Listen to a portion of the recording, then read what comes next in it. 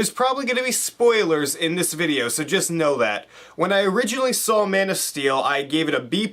I had a lot that I liked in the movie. There were a few things that bugged me, but recently I watched it on Blu-ray, and by the way, it looks amazing on Blu-ray. If you're thinking about getting it, definitely do so. But I have a few different thoughts now. I had a few things that I noticed and a few different things that I felt differently about in this movie. One being the major thing that made me like this movie a lot more than I did the first time was Zod. When I first saw the movie, I understood where Zod was coming from, like why he was doing what he was doing, but I never felt like he was a true threat. And I'm not sure why I felt that way, because after seeing this movie again, like when he first shows up at Earth and he sends out that video to everybody on Earth saying, hey, Kal-El has 24 hours to surrender and blah blah blah. That was a menacing video. It was really creepy, and the way the video was distorted was really cool. And yeah, Zod does spend a lot of his time on his ship, but that's because he's just waiting to start terraforming the Earth. I liked him more in this movie. I still didn't think he was an amazing villain. He's definitely not as good as Benedict Cumberbatch in Star Trek Into Darkness, but I thought he was better in this movie and was more of a presence. Because in the second half of the movie, he's in it a lot, and you get like that scene when Superman's on the ship with him, when you have all those skulls that Superman's falling in while he's talking to Zod. That was a great scene. That was really cool. Visually, it was amazing. I didn't necessarily feel for Zod. I still didn't really feel for him, because I'm a human. I want humans to live.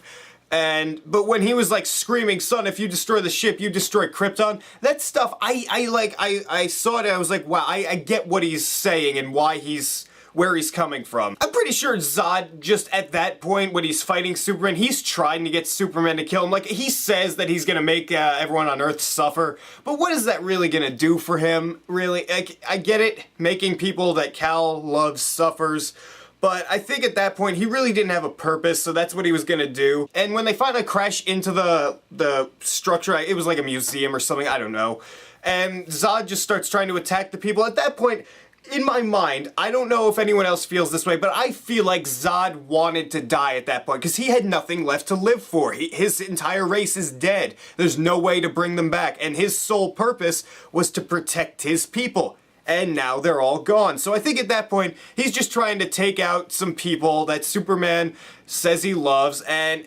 he has nothing to live for. So, I don't know. That's a lot of... I blithered on a bit, but I really liked Zod in this movie. I said the action got exhaustive at a point in my original review. This time around, I didn't feel that way. Maybe I was just feeling tired the day I saw Man of Steel, but this time I was following everything. I got what was going on, and I was just... the action itself, once you finally have Superman start fighting the Kryptonians, it never got to the point where I was exhausted. I was really enjoying it. It's even with the final fight with Zod. That was actually my favorite fight of the movie. Like, seeing it now, it was great. And just having those two fight back and forth throughout the buildings. And that leads me to another point I talked about in my original review. The fact that Superman just throws Zod into these buildings and stuff and kills a lot of people.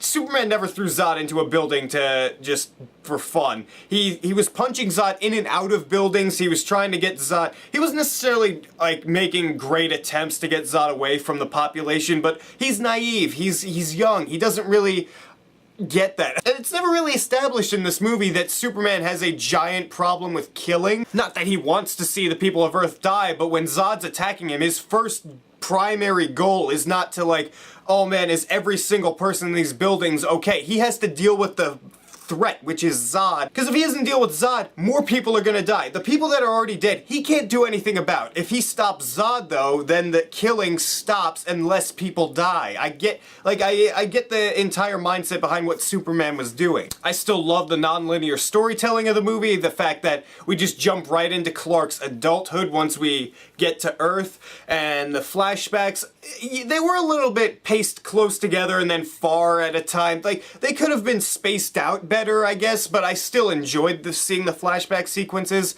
They developed Clark pretty well. and they showed what he had to go through as a kid. I really liked seeing, like, Kryptonian vision when he was in his classroom, how he sees people, and how he had to hone those senses. I really enjoyed that. Pretty much everything else I said in my original review stands. All the acting in the movie is great. I thought Henry Cavill was a perfect Superman. The direction was good, the action was fantastic. I really enjoyed the overall story, and seeing Superman's origin story told on the big screen. I hadn't seen that before. I gotta say, watching Man of Steel again, I loved it this time around. That just, I have a couple like really minor things that I saw. Okay, you know what, the one thing that still bugs me in this movie is the humor. I don't honestly remember what I said the first time around, if I even commented on the humor, but the humor in this movie is really cringeworthy. Like, it's a serious movie, and then you have people going around, what if I have to tinkle?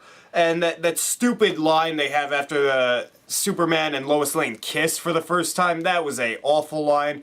And let's not forget the end of the movie where they have supposedly Carol Ferris say, oh, I just think he's hot. First of all, Carol Ferris is not some 12-year-old blushing schoolgirl. Okay, I actually don't want to go too far into that because I will rant for a while, but just the humor in this movie, the attempts at it, I didn't feel worked most of the time. There was one or two that I thought were alright, but just a lot of it was really like, oh, stop, just be serious, don't add in those stupid, silly moments. Honestly, if I have to grade Man of Steel now, I'd probably give it an A. It's a really good movie in my eyes. I loved it this time, and I think I will love it in the future. So this is my suggestion. You don't have to really listen to it at all, but if you want to, I just suggest, if you have not seen Man of Steel since it originally came out, just try watching it again and see what you think of it, because my opinion changed. And that happens with some movies once in a while. Like, I'll see a movie and then I'll go back and watch it like months later and I'll be like, wow, I don't know why I felt that way. I feel differently now.